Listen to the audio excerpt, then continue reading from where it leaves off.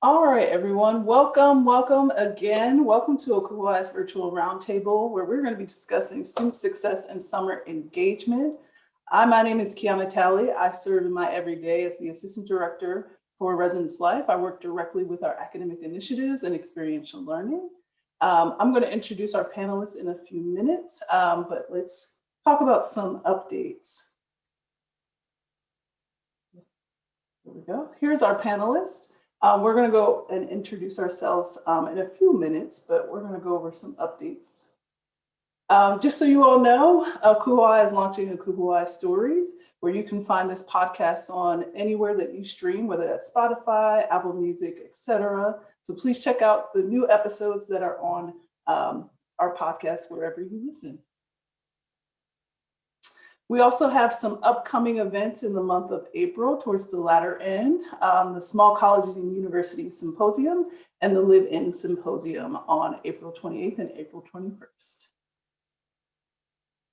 If you're also looking for other resources, you can go to our ACUHO-I online community on the ACUHO-I website or on YouTube, and you can search ACUHO-I, where you will find other virtual roundtables and other really good content via web.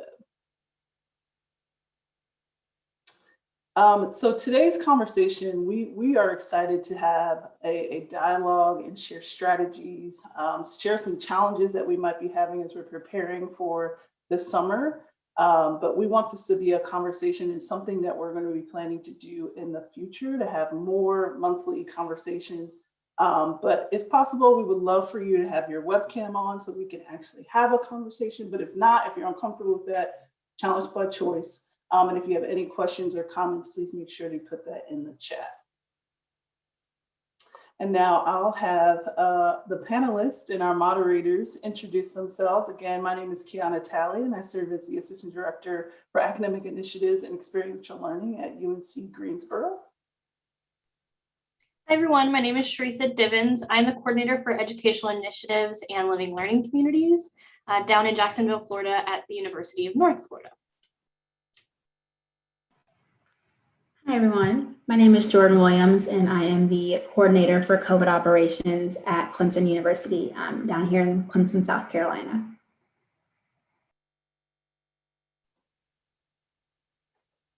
All right. So as a committee, and something just a quick note, Sharisa and Jordan and I, we serve as the online community and virtual roundtables committee for the Academic Initiatives Conference. And we came up with a couple of topics that we were thinking we wanted to talk about when we came up with this topic for a virtual roundtable. But as you all in your registration, you were able to submit questions or topics that you wanted to discuss, and it actually aligned really well with what we came up with. And so here's the order that we are going to be discussing: is summer occupancy, camps and conferences, and then student engagement.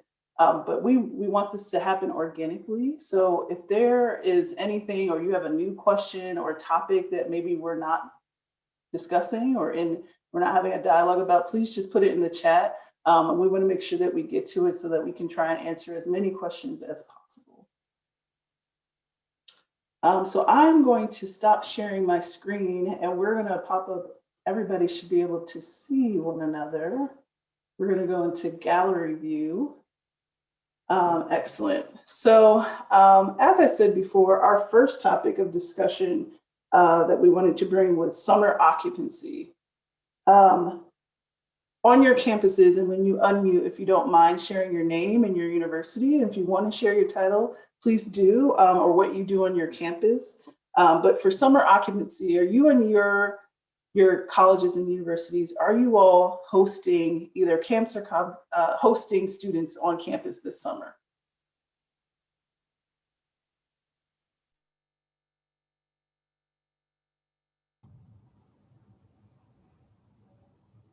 I'll speak up. This is Stephanie Clayton. I'm with University of Virginia in Charlottesville. We are only hosting a tiny fraction of what we normally do. We are only hosting programs whose participants are UVA enrolled students or incoming first years. So sort of transitions programs and that sort of thing. That's pretty much it. And also we will be assisting our athletics department with summer session housing so that they can train as necessary here. So we're working on that too, but that's pretty much it for us.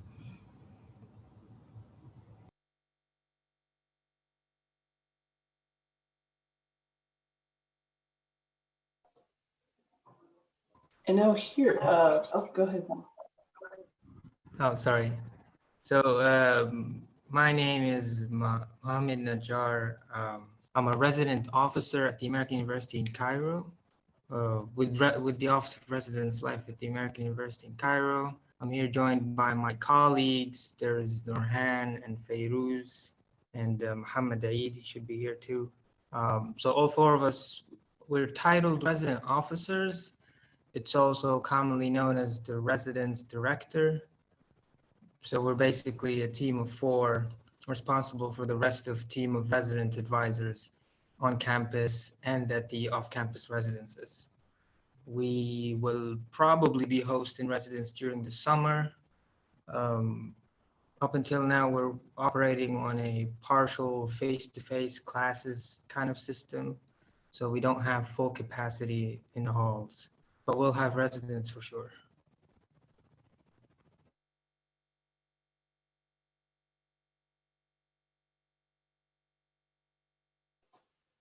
Mohammed, will you all have resident assistants for the residents that are on your campus in the residence halls? I'm sorry, say that again. Were you guys able to hear me? I think I was on mute. I can hear you. I can answer this question. Yes, we do have resident assistants. We have a team, a total of 16 RAs, total in the on-campus residences and in the near-campus residences as well.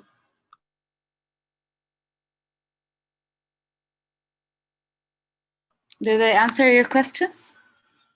Yes. Will your resident assistants be helping out in the summertime? Yes, usually during the summer semesters, we hire from 1 to 2 according to the occupancy rates we have.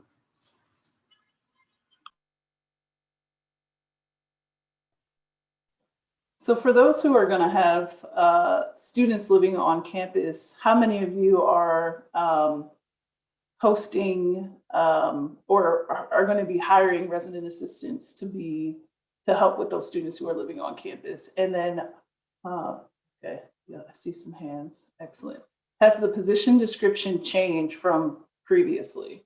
And if so, how? Can you share how you've adapted your program, your position description to fit some of the needs for COVID and any other restrictions you might have?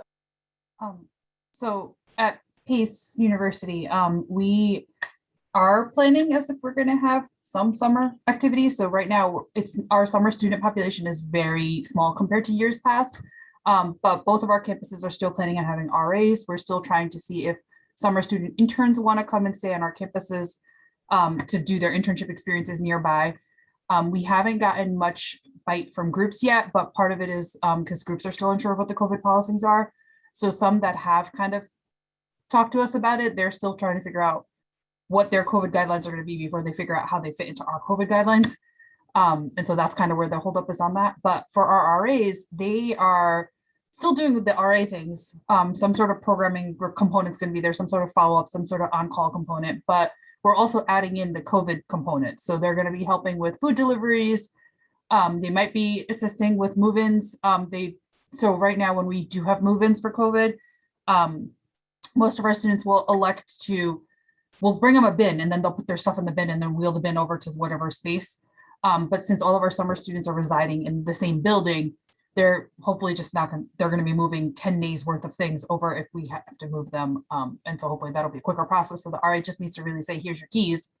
They move themselves. And then when they're done, they'll check out their isolation room keys and go back to their regular rooms. Jacob McAbee, Florida Southwestern State College in Fort Myers, Florida. We're actually dropping our numbers of RAs for the summer than what we've originally had. And the majority of those RAs are going to be continuing on from the spring into the summer. So that's an easy way for us to be able to navigate that kind of transition. We're closing off 2 floors in order to accommodate, to make kind of renovations, and also to make it a little bit more safe in regards to just trying to make things a little bit different in regards to the way that we have our facilities at this point in time. And then those RAs, we've been talking about on call, to where, since there's going to be less residents in the building, to where we can only have 1 RA on call rather than our normal 2. And then also working our desk hours to assist, because we're going to be taking away a lot of our work study for the summer to accommodate as to what we can actually fund and whatnot. So that's something which we're going to be incorporating as well, because that gives them a chance to engage outside of any kind of types of programming, and they can have those personal interactions while providing great customer service as well.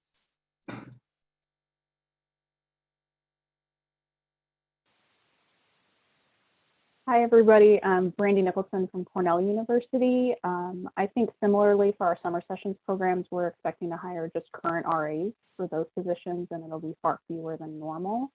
But for our summer bridge program, we're actually hiring additional staff because the community building component is so important. We're adding additional activity staff to help with managing safety regulations while still being able to have activities and not overloading the residential RA-like staff that are also working within the program.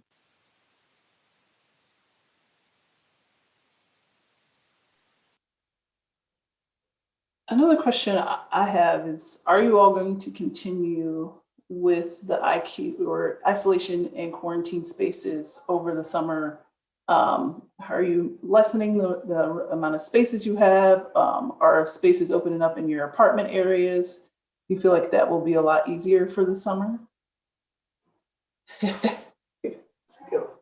So because our summer populations are going to be so small, I would think, I'm going to make a large assumption on this, that more or less our summer activities are not going to match what we had 2 summers ago. So the amount of spaces we're really going to need are not going to be as high either, right? So if I only have 50 residents here, I might only need 5 to 10 spaces at the most. I'm not going to need much more than that. And I think that's kind of when we started planning, we kind of used what our caseloads look like for the fall and the spring to kind of figure out what to do for the summer. And so PACE has 3 campuses. So the New York City campus didn't have a lot of cases, but their room types are also different. So they were able to put students into their own rooms for the most part. They might be sharing a bathroom with someone else, but they weren't around a lot of people. And so that minimized their need for more isolation spaces. Whereas at the Pleasantville campus, we have students living in suites of 5 or living in houses of 8. And so that made our numbers go up drastically. And so knowing that this summer, we're going to do 1 a room because we have the space to do it. And so because of that, our numbers are going to be less. But come the fall, we're still going to keep the same number of ISO rooms offline, because if the trend continues and this is what it is, I can't take a room away, but I can always add a room back later.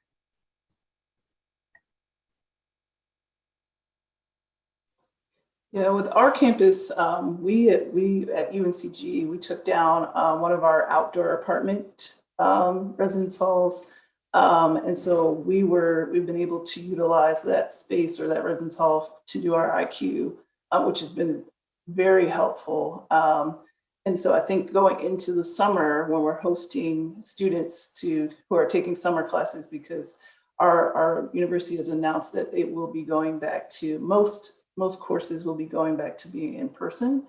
We're hoping that our number of students who are going to be living on in the summer will be higher than it was in the past, or some students will be returning to campus is what we're anticipating. So we're kind of in the same boat. We're wondering whether or not numbers will be high when it comes to having to isolate or quarantine students, but we're prepared if it is.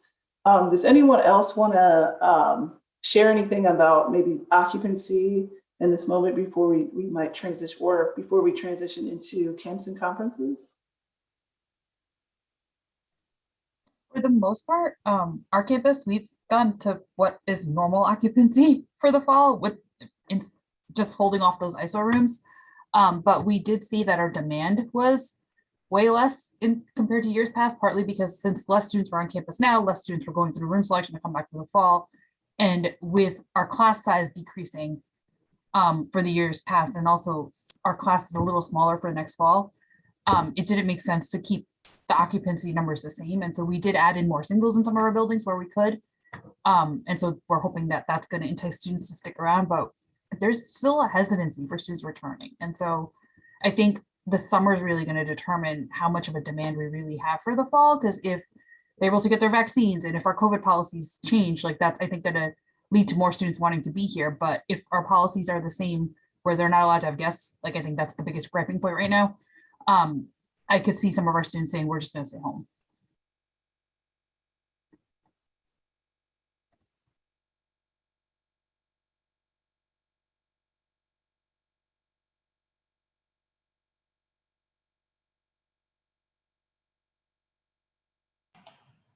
Okay, I wanted to give time for people to think before I moved into camps and conferences. So if anyone has any other thoughts, feel free to circle back to that. But thinking of camps and conferences, I'm first curious how many institutions are hosting them.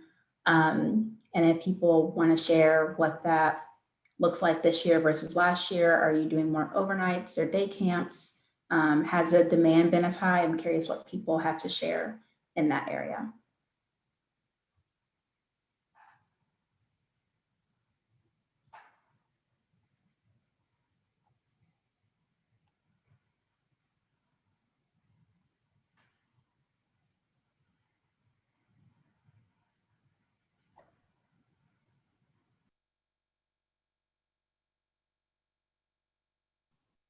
I guess I can answer that question.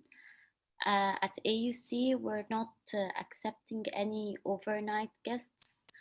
And for the residents, we're not taking any visitors at all, even for the daily visitors.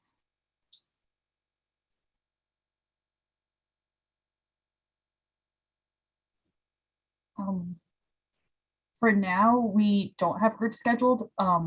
We're still working on that, but from a policy perspective, we definitely are letting them do inter-building guests, but not doing across building guests. So I think what we'll end up doing is having camps in a different building than where our students are to avoid that cross. And then for our students, we're still going to continue testing, but I don't know what that means for our camps yet.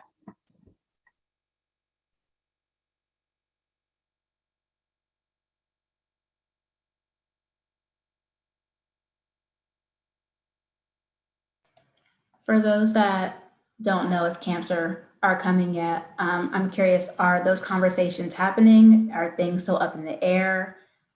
Okay, I'm seeing some head shakes. Do you know what are the factors that you are still talking through to figure out if they are not able to happen? I'll at least speak for here at Clemson. Our conversations have been around campers becoming positive and having to quarantine, and what we would do with, a 12-year-old, who needs to quarantine, and what that looks like, and how we're going to manage counselors versus staff members. So that's what's happening here, but I'm curious what other schools are having to talk through before they're able to make some decisions. It's funny, you should bring up the topic of camps. Usually throughout the years, we would receive emails and requests from other colleges or departments asking us to host a group of people or camps or whatever. But this year we didn't receive a single request. And internally within the office, we haven't think about it either. So I guess nothing's happening this year, this summer.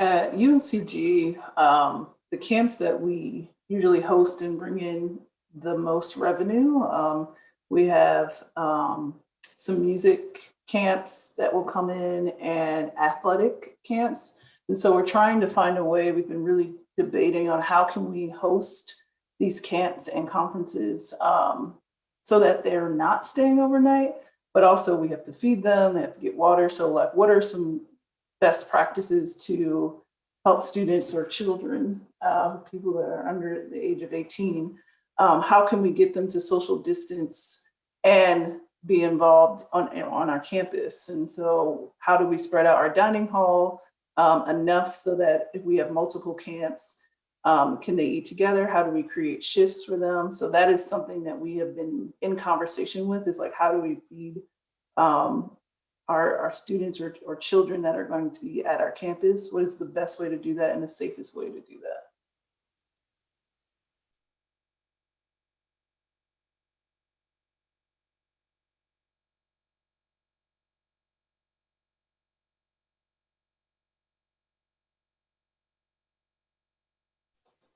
Yeah, our conversations for campers have really been around who's responsible for them if they do test positive, who does the quarantining, who does the support, who does the deliveries for everything, because there's deliveries for everything.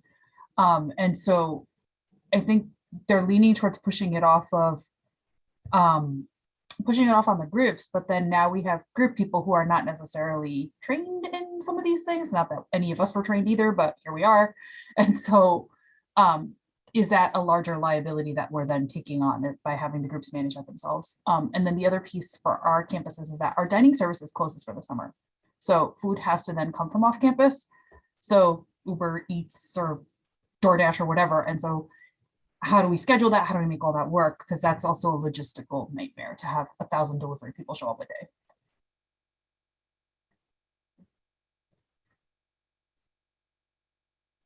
Uber Eats and all those delivery things, even the grocery ones, have been kind of a pain for us at Genesee Community College. We have 11 buildings, and we also kind of relocated our office during COVID.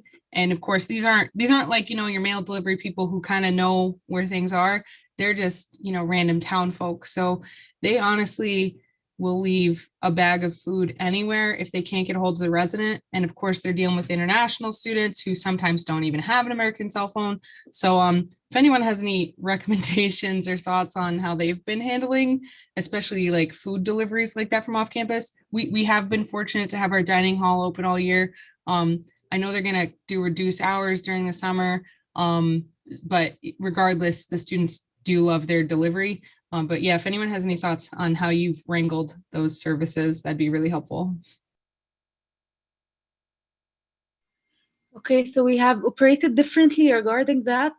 The university cafeteria, it closed for the first couple of months during COVID, but due to the fact that we have residents in the residence halls, we communicated with them and we managed to have them operate and open mainly to the dorm residents. And they can offer food to other university students and or faculty members or staff, but they mainly opened for the purpose of serving the residents in the residence halls. And they offer meals for the residents in the quarantine unit or the residents who are isolated. So they get meals for the 3 locations, whether people who are isolated in the on-campus residence or in the near campus buildings. And we have 2 buildings outside, and they get meals in specific times, the breakfast, lunch, and dinner. So this actually made it easier instead of getting an outside vendor for such a service. So I think it makes it easier having it from one vendor and they arrive in specific times. And in order for like suggestions and that sort of thing, we ended up having kind of an expectation for one of our work studies up at the desk to kind of be on door watch. If that does end up happening, we've been having an issue with public safety working during the night and not looking up and seeing that sort of thing whenever that happens. So that was a conversation which we had to have with our stakeholders. And then also we reached out to all the entities who do the deliveries across the area to let them know as to what our expectations are to help us out on our end. That way food isn't going missing or it's being spoiled outside. So, and then having a conversation with the residents as well. That way they're ready to go. They're down there to get it. So we've had less issues. It still happens, but usually hours that our staff isn't at the desk.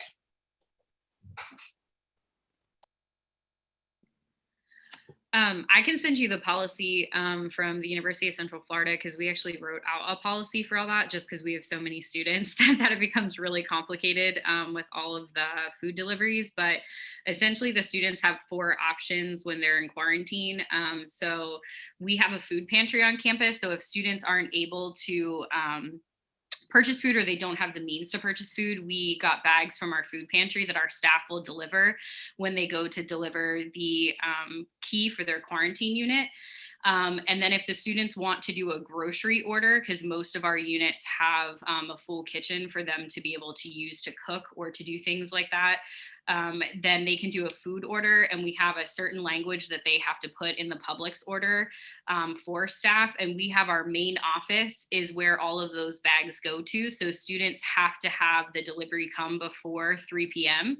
And then we have student staff that will then retrieve all of those orders and kind of deliver them throughout the day, so that it's all going to one location and it isn't going to all of our different communities for our staff to try to figure out kind of who it needs to go to. And then the other option we have is through dining services. We have, if they have a meal plan or if they want to opt into that option, then we do 1 delivery each day that will give them breakfast, lunch, and dinner. And we have a group of students that we actually hired to help with our COVID process. And all they do is delivery of meals, delivery of keys, kind of all of like the logistical pieces of those things to really allow our RAs to not have to focus on that aspect.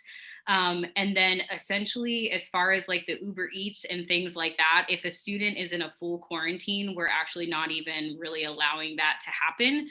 So if they're in a building-based quarantine where they're able to kind of go around the community, but they're not allowed to leave the community itself, then they're able to do kind of like an Uber Eats type of situation. But we kind of decided as a unit that we wouldn't coordinate all of the Uber Eats pieces. Some students, because we have some communities that their door has like an outside entrance, because some of our communities are built in a way where our hallways are outside. Students have been able to get things delivered directly to their room, but they're in charge of that. So our staff won't really assist with those pieces if they opt for that option. But I can send you what our policies are that we wrote out for our team.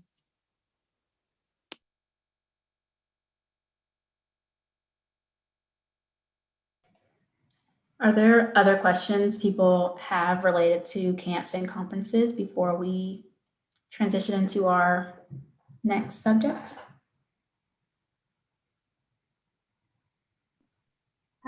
Is anybody looking at getting overnight underage camps on campus? And if you are, do you have policies in play for the COVID related things with underage students? Can you send those to me? I'll put my email in the chat, please. I can definitely, oh, sorry, go ahead. No, go ahead, Jordan, no problem. I can send you the things that I can find, but for us right now, for our underage campers, if a student tests positive, the camp is required to have the parent come retrieve the camper within a certain amount of time. For underage students that are quarantined and not positive, we're allowing them to quarantine together in pods, but the camp has to have a contingency plan on what that looks like, which then led to the question of, are the counselors going to be vaccinated? If the counselor is the one who was exposed, who was positive, what does that look like? So I think some camps are still figuring that out. But we also, if any camp is more than 4 days, we are requiring them to get tested weekly, all the campers. So we're hoping to also be able to catch some of those positive students before, or campers before they, continue to spread it. So that's kind of our preliminary plans, and I'm sure we'll keep fleshing those out, but I can definitely send you things if you put your email in the chat.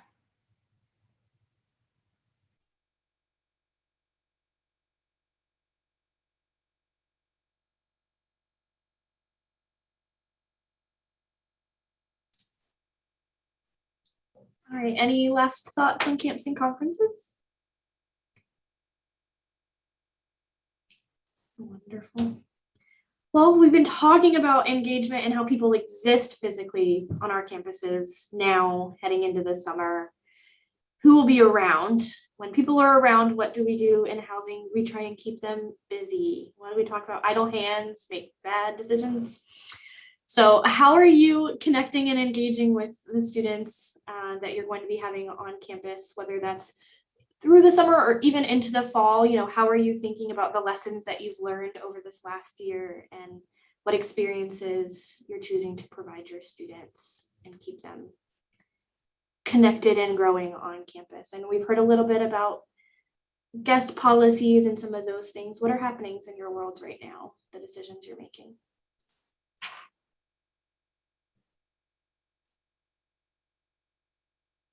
So our orientation team is really taking the lead on a lot of this for incoming students, partly because we all have a part in that process anyway. It's just the degree of what we do. So their plan right now is to have mostly virtual, but there's going to be an in-person component that our students can sign up for as long as they abide by all the COVID things. And then that way they can come to campus and see the campus and hopefully fall in love with the campus to then show up in the fall. Because our draw is that our students, once they get to campus, will fall in love and deposit. But by not coming to campus, it's not getting the deposits in as much as we need. And so this in-person component is hopefully going to sell that piece of it. But we don't know what our responsibilities are in that part yet. I'm guessing from a housing component, it's going to be trying to at least show them the residence halls and not letting them stay there. And so the building that our first year students usually live in typically stays vacant unless we have large groups. And so probably going to let them do tours in there if they need to. We also have a virtual tour online. And so they are able to actually step into the suite and like poke around and see things. But I know the in-person experience definitely does the sell too. So that's kind of one of the components. Last summer we did some virtual socials. We tried to see if that would get students engaged. And so students did show up and have some, like, we did Kahoot games and things like that. And so they did interact with each other and like make connections. I don't know if we're going to continue that this summer. I think right now we're probably not, just because this in-person component is going to happen. But we'll see what that really looks like once we get to like June, July. Because if orientation isn't having success at their first orientation, then maybe we might have to add in something later.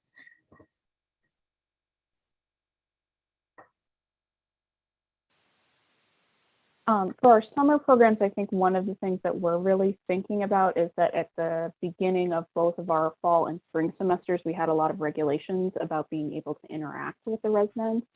And it created a lot of challenges where the RAs were only enforcing policy, not getting to know their students, and also that the students didn't know how to behave properly or safely. And so we're really trying to focus with these programs that we are doing a lot of individual interactions with the students to build the relationships, and also to host programs where we not only do them safely, but we talk about this is how you can engage safely.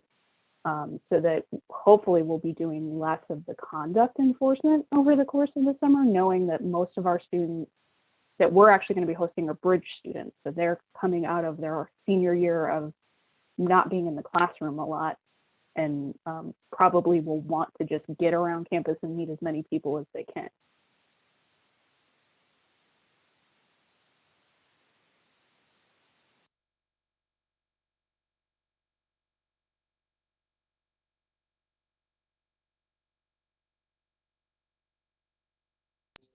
What would you say are some of the bigger lessons that you've learned in regards to how your students are engaging and just staying involved on campus right now that you're taking into summer and fall for next year?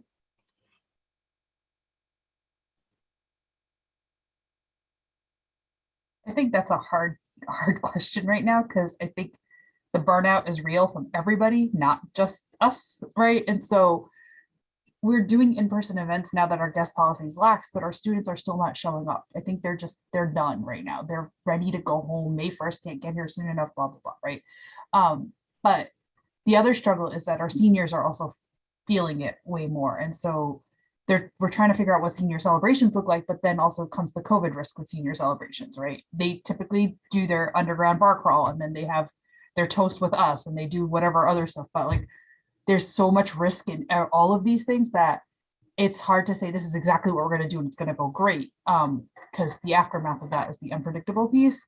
So I think from a lessons learned right now, it's hopefully next year, as long as the policies are a little lax, at least with the guest component, we could do some form of in-person. It might not be our 50 to 100 person events, but even if they're 10 to 20 person events, like I think that will be a key component of them enjoying campus life and actually appreciating being around.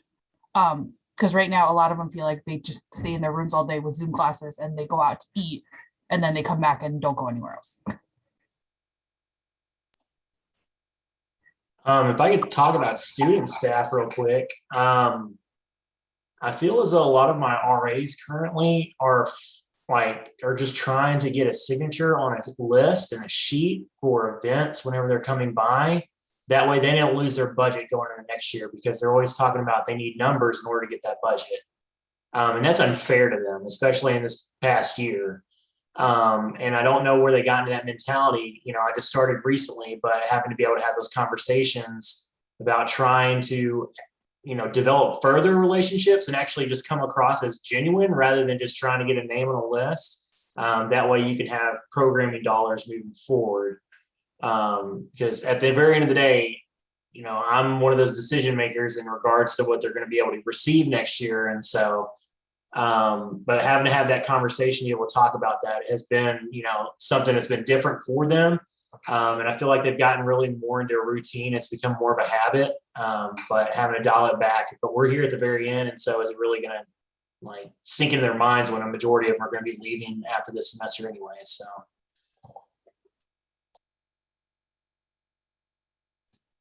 Yeah, you make a really great point, Jacob.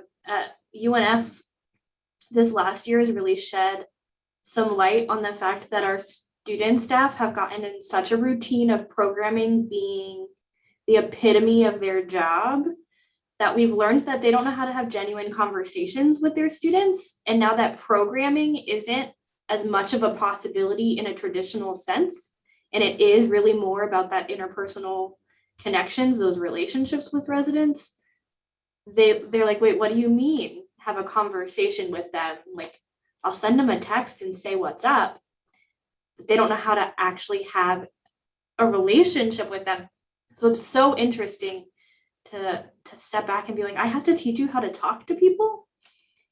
Wow, this, and then we have conversations in our department lately about this being a new generation of students in the halls, and how do you educate Gen Z on having conversations outside of Zoom or technology-based conversations. It's been a really interesting dialogue.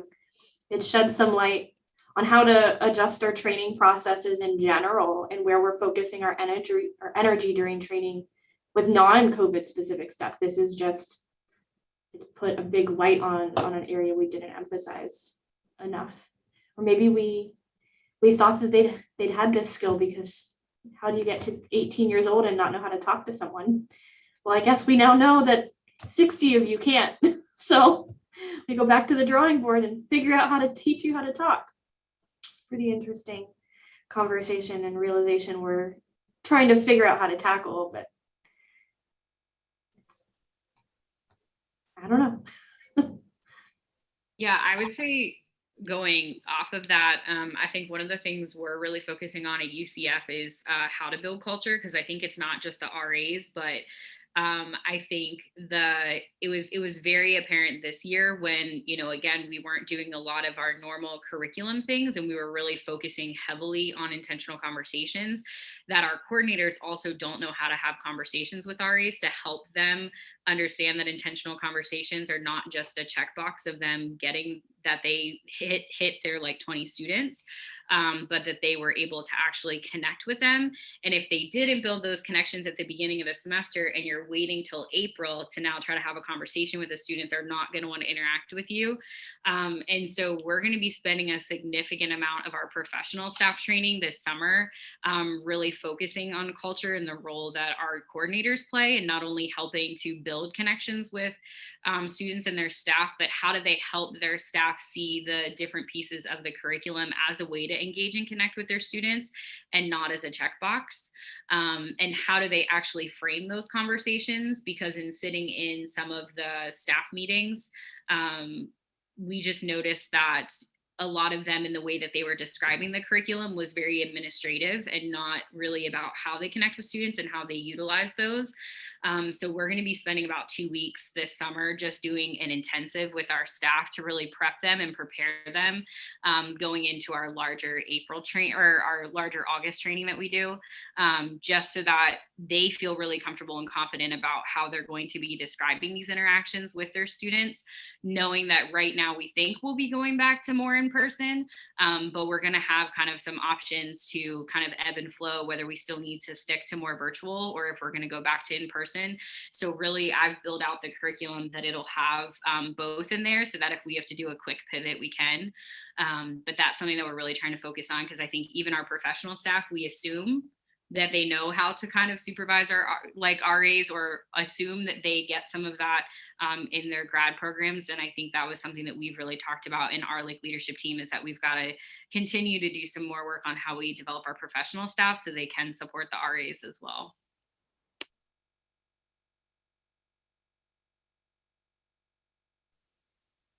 And to echo what Jackie was saying, we had the same issue. And reading through all of our intentional conversations, I had to, for January training with the RAs, I had to reiterate why we do intentional interactions, why they're important.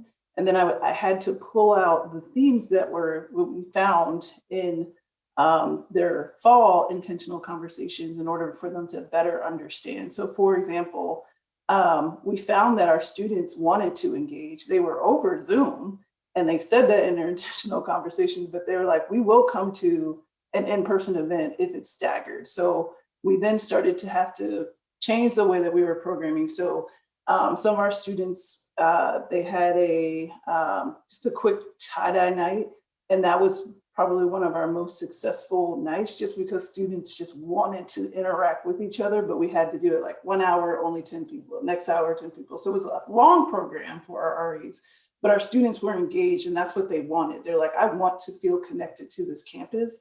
I have not been able to do that because everything has been on Zoom. And I came here, even though all of my classes are online, but I want to feel connected here. And that was significant. And so really reframing that for our RAs of like, you're not just submitting this to submit this. This is how we're using the data. And this is how we can bring this back to you so you're better able to interact with your residents. It's been really good. And I will say that it has helped us with buy-in when it comes to intentional interactions with our RAs.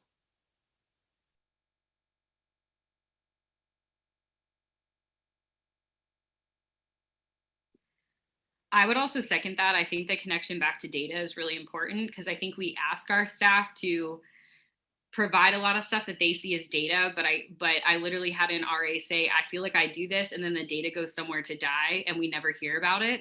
And so we're also working on trying to do some more like infographics and things that really break the data down into a space where RAs can actually understand it and see the impact that they make, that staff can share that out. So I think that was something that we heard really loud and clear from our RAs this year, is that they want to be able to hear more about like how what they're doing is impacting the larger pieces of the university. And I think that that helps with buy-in. So I totally agree that I think that that's another good aspect to think about.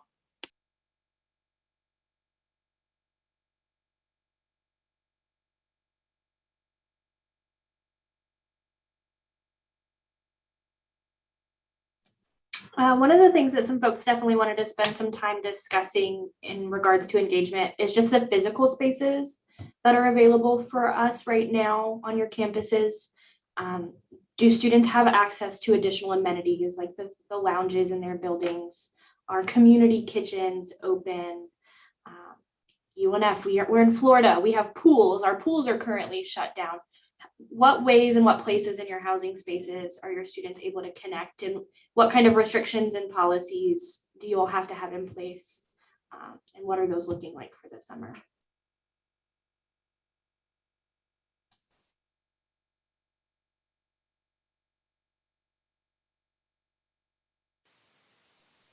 So we have use of lounges and kitchens in pretty much every space within the residence halls, but there are occupancy limits, and in some cases it's very like, 2 people can be in this space safely. But I think for the summer in particular, we're really looking at like the weather is going to be a lot nicer, and so there's a very small number of students that are being hosted on campus. And so the whole outdoor area is really like our oyster, as well as any in-person classes. They're going to be able to use any classroom space that they need to make it work and be safe. And so that's, I think, going to be really helpful for the student experience this summer. Yeah, we're even talking like, do we put up tents so that people can still be outside if it like starts raining? Like, what are all the options available?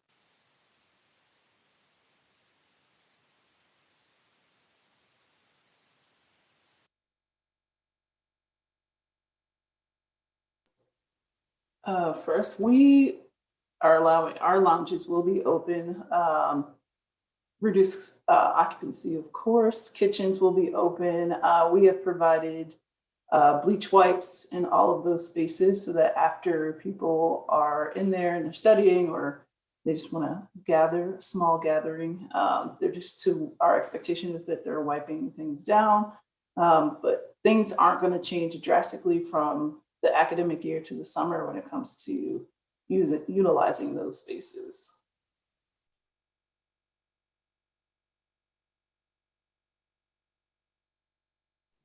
Yeah, our lounges are still open and they're pretty much going to be open. We just put capacity limits on each of them. And then during the day, we have our facility staff hired like sanitizers who go around and do rounds of our common spaces.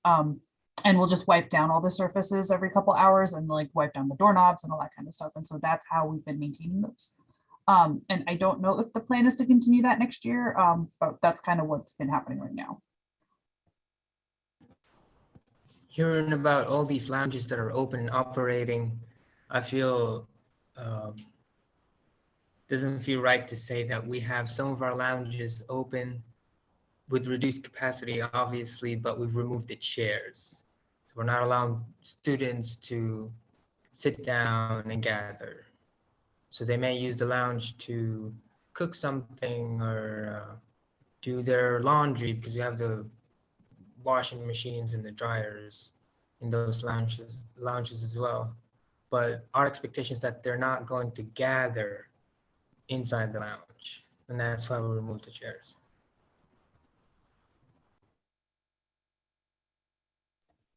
What you said though makes sense based on just if your numbers are not on a decline, like it totally makes sense to not want them to gather. Our numbers have in New York have kind of been at a place where our surrounding areas numbers have gone down. And so our students are actually at a place where they want more freedom because they're able to go off campus and sit at a restaurant with their friends. So what's the difference if they're sitting at a restaurant in town or sitting at a table on campus?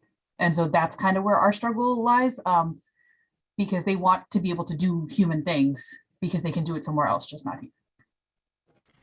Yeah, you're right. I mean, we're trying to offset that by doing other things. Like just recently, we started to go back to these in-person programs. We're doing programming in person just a little bit at a very reduced percentage. Last week, we did this laser tag event. We had a specific number of people attending, specific number of signups, very limited. I think it was a maximum of 40 students. It was fun and went well. We had these disinfecting gear all over the place. Everybody was wearing their face masks. And the people loved it, and the attendance was really high. And I mean, we try to do such things in trying to maintain this in-person element, you know, like what you do, human things. So we try to maintain that.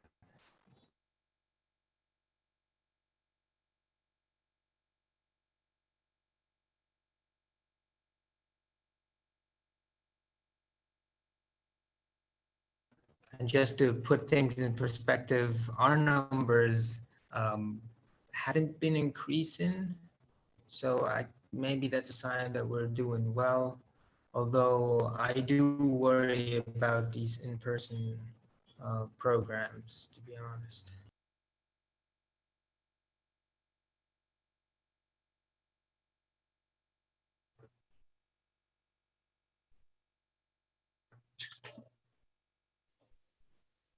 I think if I may talk, we have in our university or in our campus, we thought of creating kind of semi-shelter places where students can gather with their RAs for their programs. And we also put chairs and tables outside closed spaces, so which means we created kind of open spaces where students can gather and can make their programs. Because the closed spaces and the lounges or the common kitchens, students tend to use them more during this period of COVID.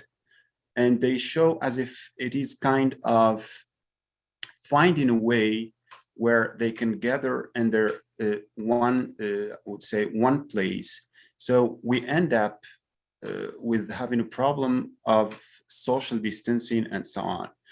Then we thought of creating those open spaces where they can gather, and it worked. It was a very successful idea with our students.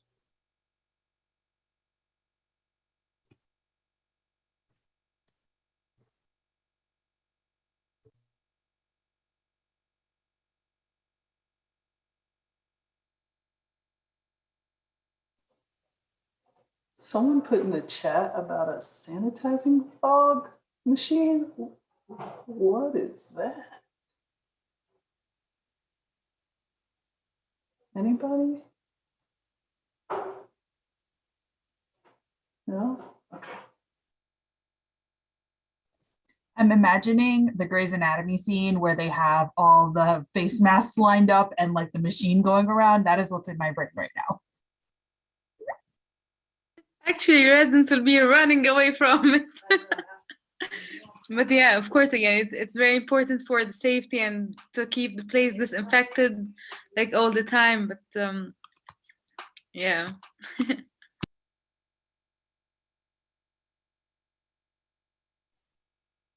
Well, thank you all for your contributions. We've got about 5 minutes left. I don't know if Kiana, you want to pass it off with wrap up stuff. I don't want to transition into another topic and not have enough time to do it justice. So thank you all.